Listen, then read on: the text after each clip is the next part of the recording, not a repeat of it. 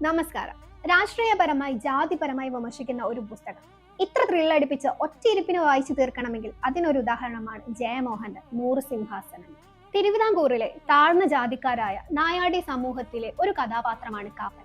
അമ്മയുടെ കൂടെ ഭക്ഷണം തെണ്ടിയും ചവറ്റുകൂനയിൽ പഴകിയ ഭക്ഷണം കഴിച്ചും വ്രണം നിറഞ്ഞ ശരീരത്തോടു കൂടെ തെരുവിൽ ജീവിക്കുന്ന ഒരു ബാലൻ. വയറ് നിറച്ച് നല്ല ഭക്ഷണം കഴിക്കുക എന്നതാണ് നായാടി സമൂഹത്തിലെ ഏറ്റവും വലിയ സ്വപ്നം. പിന്നീട് കാപ്പൻ നാരായണ ഗുരുവിന്റെ ശിഷ്യനായിട്ടുള്ള പ്രജാനന്ദയുടെ ആശ്രമത്തിൽ എത്തുകയും അവൻ ആഗ്രഹിക്കുന്നതിലപ്പുറം ഭക്ഷണവും വിദ്യാഭ്യാസവും അവിടുന്ന് ലഭിക്കുകയും ചെയ്യുന്നു. പ്രജാനന്ദൻ അവനെ ധർമ്മപാലൻ എന്ന പേരു നൽകി സ്വീകരിക്കുന്നു. തന്റെ ജീവിതത്തിൽ പകുതിയിൽ നഷ്ടപ്പെടുന്ന അമ്മയെ പിന്നീട് അവൻ കാണുന്നത് തെരുവിൽ രോഗമൂർച്ച എത്തിയ ഭിക്ഷക്കാരെ കൊണ്ട് തള്ളുന്ന ആശുപത്രി ഷെഡിലെ തറയിൽ നഗ്നയായി കാണുന്നു. നിങ്ങൾ വിധി പറയുന്ന ഒരു കേസിൽ ഒരു ഭാഗത്ത് ന്യായവും മറുഭാഗത്ത് നായാടിയുമാണെങ്കിൽ നിങ്ങൾ എന്ത് തീരുമാനമെടുക്കും?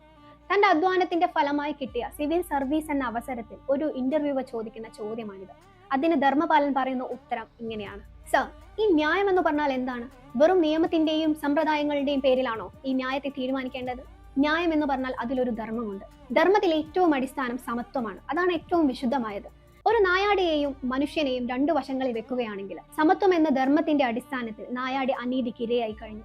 അവൻ എന്ത് ചെയ്താലും നിരപരാധിയാണ്, അതൊരു കൊലപാതകമാണെങ്കിൽ കൂടെ. ഒരു നായാടിയായി പിറന്നു എന്നതാണ് ധർമ്മപാലൻ ചെയ്ത തെറ്റ്. പഠിച്ചധ്വാനിച്ച് കിട്ടിയ ജില്ലാ കളക്ടർ പദവിയിൽ പോലും നെഞ്ചു വിരിച്ചിരിക്കാൻ കഴിയാത്ത ഒരാൾ, കീഴുദ്യോഗസ്ഥരോട് ആജ്ഞാപിക്കാൻ കഴിയാത്ത ഒരാൾ, ആ ഒരു അവർണന് എത്ര സിംഹാസനം കിട്ടിയിട്ടും കാര്യമില്ല.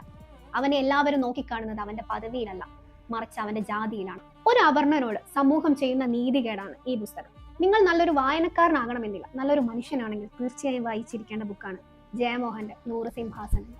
Thank you.